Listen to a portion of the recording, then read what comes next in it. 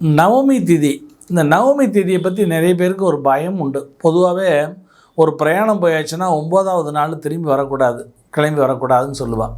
இந்த 9வது நாள் அப்படிங்கிறது நம்ம சாஸ்திரங்களில் பிரயாணத்தில் தவிர்க்கக்கூடிய நாள். ஒரு ஊருக்கு போயிட்டோம், ஒரு 10 நாள் தங்குறோம் அப்படின்னு சொன்னால் 9வது நாள் கிளம்பி வரக்கூடாது. அது ஒரு நாள் இருந்துட்டு 10வது நாள் கிளம்பி வரணும். அது மாதிரிலாம் சொல்லுவோம். அப்போ இந்த 9 என்பது ராசியான நம்பராக சொல்லப்பட்டால் கூட அந்த 9 என்பது செவ்வாயுடைய எண். செவ்வாய்க்கு தான் இந்த காரக பாவ தோஷம் அப்படின்னு ஒரு தோஷம் ஒன்று உண்டு. என்னென்னா, பூமிக்கு அவன் தான் காரகன், ஆயுதங்களுக்கு அவன் தான் காரகன், நெருப்புக்கு அவன் தான் காரகன், புரியுது அவங்களுக்கு? இந்த மாதிரி விபத்துக்கு அவன் தான் காரகன்.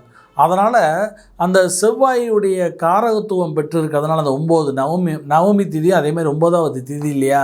அதனால் அந்த நவமி திதி அன்றைக்கி அந்த முதல் 3 நாளிகை, அதாவது 3.5 நாளிகை நவமி திதி ஆரம்பித்து 3.5 நாளிகை விட்டுட்டு அதுக்கப்புறம் சுபகாரியங்களை தவிர்க்க முடியாத காரியங்களாக இருந்தால் செய்யலாம். அது இல்லாமல் நவமி திதியில் செய்யக்கூடாது என்பது தான் அடியனுடைய அட்வைஸ்.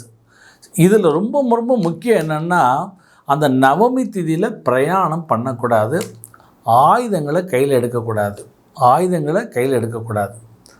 ஆயுதங்களை கையில் நம்ம கூட பாகிஸ்தான் இந்த தீவிரவாதிகள் நவமி திதியில் கிளம்பி பிரயாணப்பட்டு வந்து தான் இந்த பகல்காம் தாக்குதலை நடத்தினான். ஆனால் தசமியில் தாக்குதல் நடத்தினா கூட செவ்வாய்க்கிழமை தான் கிளம்பி நவமியில் தான் வந்தான். ஆனால் இந்தியா தசமியில் தான் போனான். தசமியில் அடித்தா, அதனால தான் வெற்றி. புரியுது அவங்களுக்கு? அப்போ தசமியில் பிரயாணம். அதனால் நவமியில் பிரயாணங்களை தவிர்த்துட்டாலே போதும். ஏன்னா நவமியில் பிரயாணங்கள் பண்ணால் விபத்துகளுக்கு வாய்ப்புகள் நிறைய உண்டு. அதனால் நவமி திதியை பிரயாணங்களுக்கு தவிர்ப்பது நல்லது. அது இல்லாமல் 3 நாளிகை கழித்து நவமி திதி 3 நாள் எடுத்து அதாவது தவிர்க்கவே முடியாத விஷயங்களை செய்யணும்னா செஞ்சுக்கலாம். மற்றபடி பிரயாணங்கள் தான் நவமி தேதிக்கு ரொம்ப ரொம்ப முக்கியம். அவாய்ட் பண்ணணும். ராமர் கூட பாருங்கோ நவமி தேதியில் தான் பிறந்தார்.